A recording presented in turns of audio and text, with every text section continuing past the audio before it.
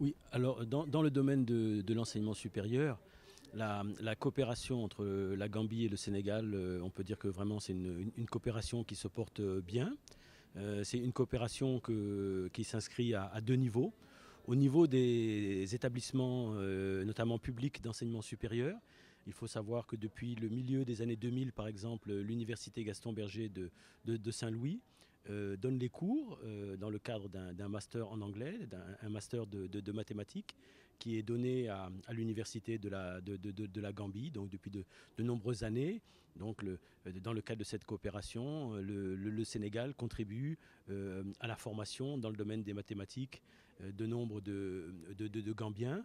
Les autres universités, il y a environ 3 semaines de cela, il y avait une forte délégation de l'université Cheikh Anta Diop de Dakar qui est également venue pour discuter avec University of the Gambia pour voir les champs de coopération possibles à explorer. L'université de Thiès, l'université Alioune Diop de Bombay, l'université de Ziguinchor et même une structure récente comme l'ISEP, l'Institut supérieur d'enseignement professionnel de Thiès, a au mois de décembre dernier, si j'ai bonne mémoire, décembre-janvier, également conduit une mission en Gambie pour voir les coopérations possibles avec les différentes structures.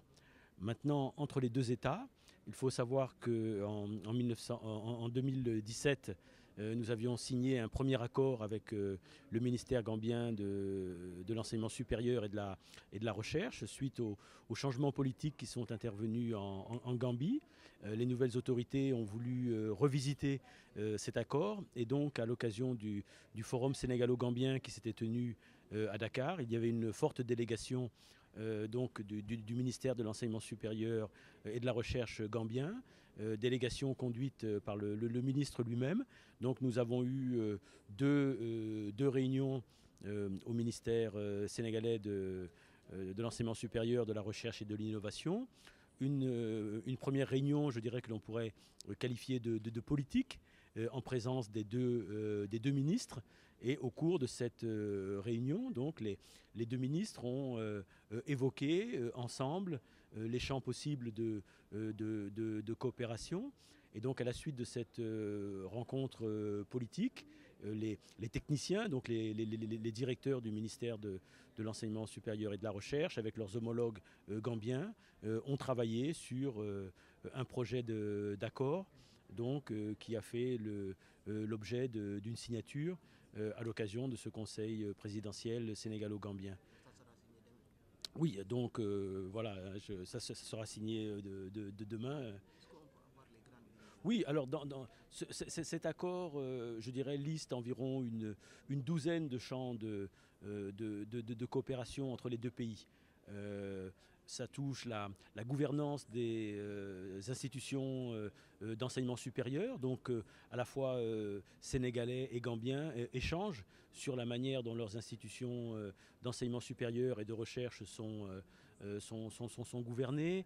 Cela porte sur la question de l'assurance qualité. Nous avons au Sénégal l'ANAC, l'Agence nationale d'assurance qualité.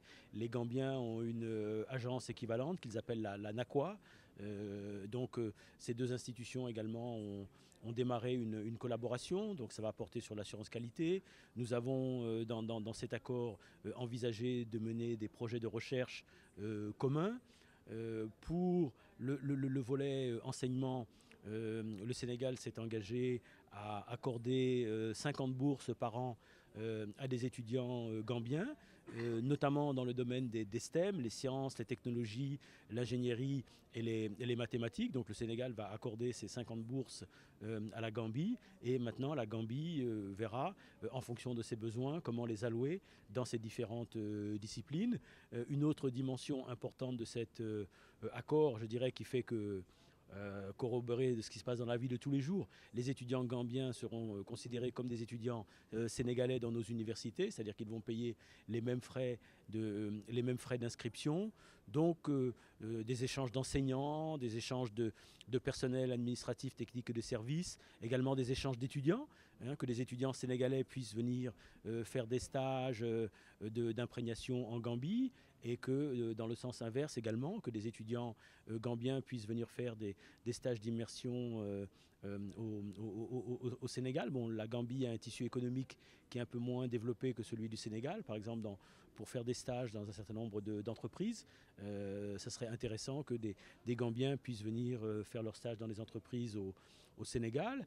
Les Gambiens également, hein, nous serons d'un appui important pour la mise en œuvre d'un des éléments phares de la réforme que nous sommes en train de mettre en œuvre et qui veut qu'à terme, tout étudiant de licence soit parfaitement bilingue, donc soit capable de prendre des cours en anglais, soit dans un pays anglophone, ou bien de prendre un cours qui serait donné par un enseignant anglophone.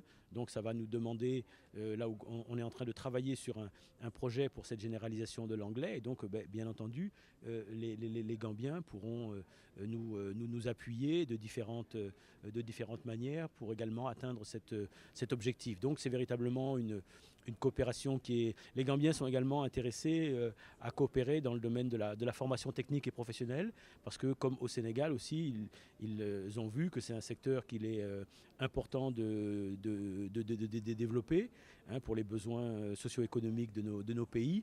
Donc vraiment, ce sont de larges champs de coopération, et une coopération qui est facilitée, puisque je dirais il y a de larges plages de convergence, hein, pour ne pas dire pratiquement un alignement sur les politiques qui sont actuellement mises en œuvre dans les deux pays. Hein, donc l'importance donnée au STEM, l'importance donnée à la formation technique et professionnelle, les formations dans le domaine de l'agriculture.